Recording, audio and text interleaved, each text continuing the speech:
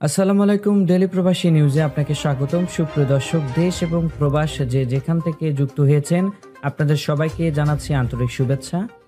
সুপ্রিয় দর্শক, আজকের খবরে আলোচনায় থাকছে সৌদি আরব গত বছর 10 লাখের বেশি ভিসা দিয়েছে বাংলাদেশিদের, জানিয়েছে সৌদির রাষ্ট্রদূত। জানিয়ে দেব এই খবরটি সম্পর্কে বিস্তারিত সংবাদ। পুরো ভিডিওটি দেখে বিস্তারিত জেনে নেবার অনুরোধ থাকলো।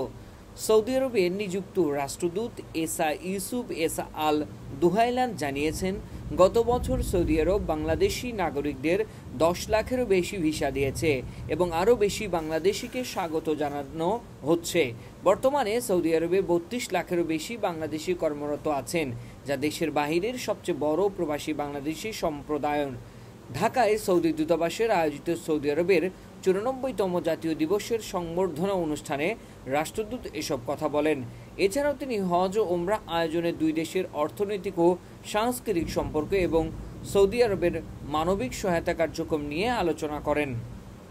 এতক্ষণ আমাদের সঙ্গে থাকার জন্য অসংখ্য ধন্যবাদ। পরবর্তী সংবাদ দেখার আমন্ত্রণ জানিয়ে শেষ করছি এখনকার সংবাদ।